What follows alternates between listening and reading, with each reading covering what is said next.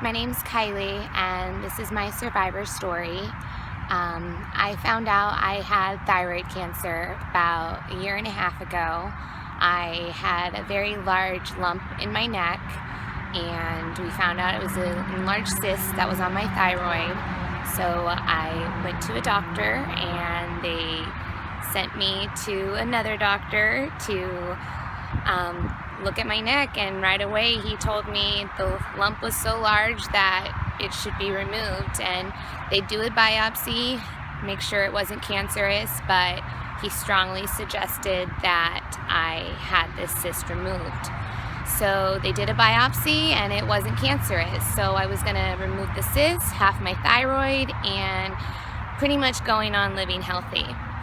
Well, in that surgery, they found a lump that was actually hidden underneath the cyst, and they sent me home the next day, told me they'd need to test it, make sure it's not cancerous, and go from there. Well, it turned out to be cancerous, and 2 days later, I went back into surgery to have my entire thyroid removed, which meant I was going to live the rest of my life being hypothyroid. And for those of you that don't know, not having your thyroid really sucks. It's like my energy box. It's what controls your metabolism, controls your body temperature, controls your mood, your brain. It's this very small gland that is very necessary in your body.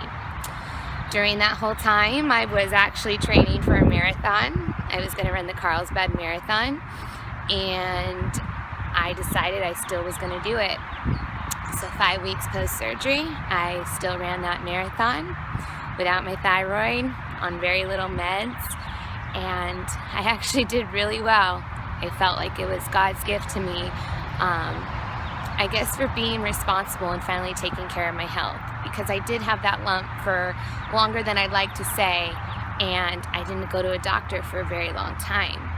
And I'm thankful I did, because it was that cyst that even told me that I had cancer. So my oncologist let me run that marathon before he had to give me one treatment.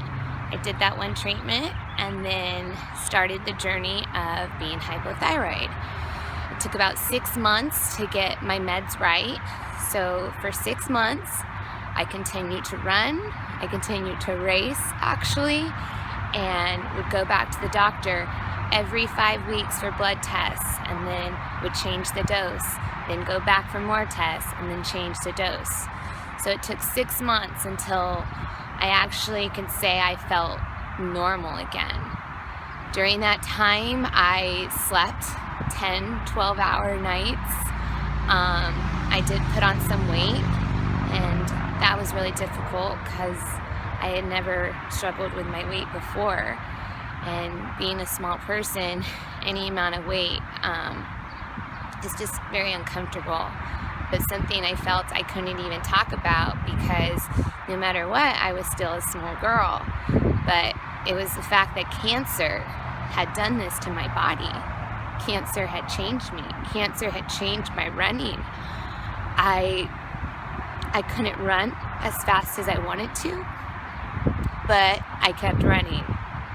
I ran that marathon, and then I ran another race. I ran a half marathon, and then I continued to train for the Rock and Roll Marathon, because that was what I was already going to do. I had decided 1 month before I found out I had cancer that my running was going really well, and I was getting really fast.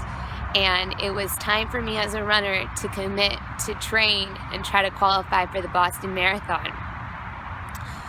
Well, I didn't get to train for the Boston Marathon last year, but I still trained, and I still ran the race that I had set out to try to qualify for.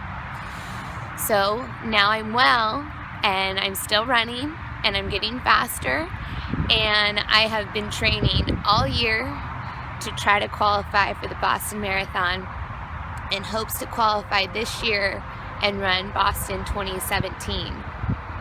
Cancer has completely changed my life, but with all the bad it's brought just as much good. It's brought beautiful people in my life, people that I can now give hope to, people that are fighting for their lives, that we can strengthen each other. I didn't choose this, but I get to choose how I'm gonna live my life with this. I take a pill every single morning, and that's now my source of my thyroid hormones. I go to the doctors often, and I truly trust my doctors. I truly feel like a blessed woman. Today I am healthy. I feel like sometimes I'm healthier than I was before I had cancer, and I used to have a thyroid. So if anything that I can give from sharing my story is that there's hope, and that you can still live a good life after cancer. But the one thing that I do is I just take one day at a time. All I have is today. And this Sunday, I'm actually gonna run the Rock and Roll Marathon. And I don't know if I'm gonna qualify for Boston, but I'm sure as hell gonna try. I'm gonna do my very best to run the best race. And I'm not just running it for myself. Every mile I dedicate to someone, and I run for survivors, and I run for their caregivers. That was something that I learned when I was running this Ragnar relay that I ran with a team called Stupid Cancer. I was running for survivors, and then I started to think about their caregivers, and started to think about the people that go through it with us. I didn't have to go through cancer alone. I had an amazing husband who stood by my side the entire way. There's nothing that I went through that I don't feel my husband went through. Sometimes I think it was even harder for him because he couldn't do anything but just be there. He couldn't take the cancer away. He couldn't make me feel better when I was sick, but he was just there for me. And I'm grateful. I'm a really blessed woman. And you know what? Like, cancer sucks, but I don't have to suck. So I don't. I take one day at a time, and I just do my very best.